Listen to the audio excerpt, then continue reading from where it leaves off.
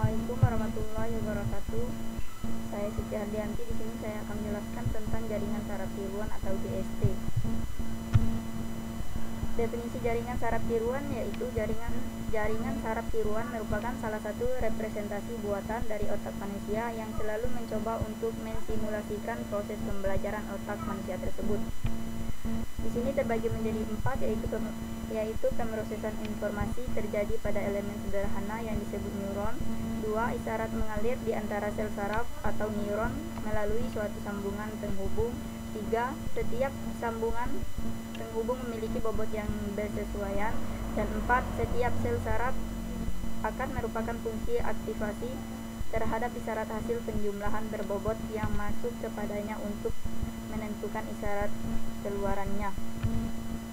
Sejarah jaringan saraf tiruan atau JST. Jaringan saraf tiruan sederhana pertama kali diperkenalkan oleh M.S. Calles dan Pitts di tahun 1943. M.C. Calles dan Pitts menyimpulkan bahwa kombinasi beberapa neuron sederhana menjadi sebuah sistem neural akan meningkatkan kemampuan komputasinya. Bobot dalam jaringan diusulkan oleh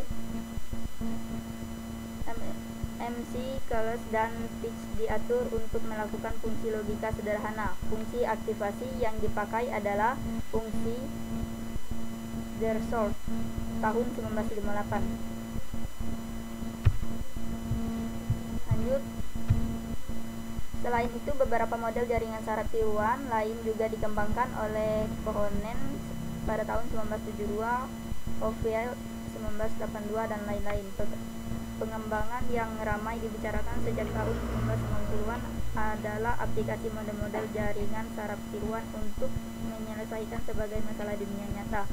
Jaringan saraf tiruan ditentukan oleh 3 hal, yaitu pola hubungan antar neuron disebut arsitektur jaringan, metode untuk menentukan bobot penghubung atau disebut metode learning atau training, dan ketiga yaitu fungsi aktivasi. Untuk komponen jaringan saraf tiruan atau JST, ada beberapa tipe jaringan saraf tiruan, namun demikian hampir semuanya memiliki komponen yang sama. Seperti halnya otak manusia, jaringan saraf juga terdiri dari beberapa neuron dan ada hubungan antara neuron-neuron tersebut. Untuk arsitektur jaringan saraf tiruan atau JST, arsitektur jaringan saraf tiruan digolongkan menjadi 3 model, yaitu jaringan layar tunggal single layer. Pada lapisan layar tunggal single layer, model input yang menerima sinyal dari luar terhubung ke not output, tetapi tidak terhubung ke not input lainnya. Dan kedua, jaringan layar jamak multilayer. Universitas Sumatera Utara, jaringan layar jamak multilayer. Dan ketiga, ada jaringan resolution model. Jaringan resolution mirip dengan jaringan layar tunggal single layer ataupun jaringan layar jamak multilayer. Untuk fungsi aktivasi merupakan fungsi yang digunakan pada jaringan saraf untuk mengaktifkan atau tidak mengaktifkan neuron. Ada beberapa fungsi aktivasi yang sering digunakan dalam jaringan saraf tiruan.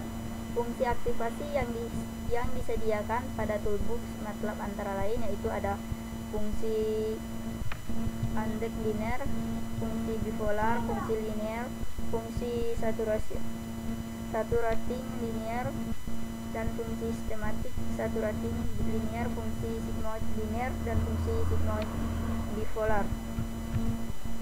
Untuk proses pembelajaran yaitu jaringan saraf tiruan atau neural network mampu mengenali dan meniru pola pemetaan dari pasangan sinyal input dan output yang diberikan. Proses memberikan pasangan input dan output pada sistem jaringan saraf tiruan atau neural network disebut sebagai proses pembelajaran. Umumnya jika menggunakan jaringan saraf tiruan neural network, hubungan antara input dan output harus diketahui secara pasti, dan jika hubungan tersebut lelah belajar, hubungan input atau output dilakukan dengan pembelajaran. Ada 2 tipe pembelajaran pada jaringan saraf tiruan. atau neural network yang dikenal, yaitu pembelajaran terawasi dan pembelajaran tak terawasi. Lanjut, untuk kelebihan dan keterbatasan jaringan saraf tiruan. Kelebihan bisa menyimpulkan pengetahuan walau tidak mempunyai kepastian, bisa melakukan general dan mengekstrak dari pola. JST bisa menimbulkan satu pola pengetahuan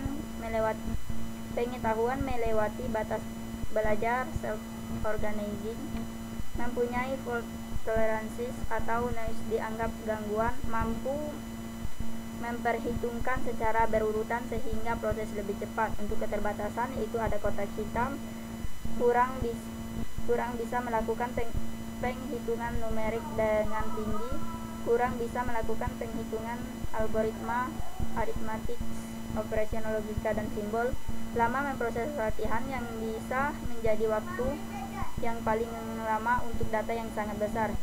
Sangat tidak direkomendasikan jika menggunakan untuk operasi number dengan angka yang tinggi. Dan untuk 10 contoh aplikasi penerapan atau implementasi jaringan saraf tiruan dalam dunia nyata, yaitu ada klasifikasi objek dalam citra digital berdasarkan pola bentuk, ada klasifikasi citra daun, pengenalan atau identifikasi wajah, pengenalan atau identifikasi jenis bunga, pengenalan pola logika, and prediksi curah hujan untuk data time series, prediksi jumlah penduduk untuk data time series, pengenalan pola dan sinyal processing dan peramalan. Baiklah, itulah yang dapat saya jelaskan tentang jaringan saraf tiruan. Lebih dan kurangnya saya mohon maaf. Saya akhiri dengan wassalamualaikum warahmatullahi wabarakatuh.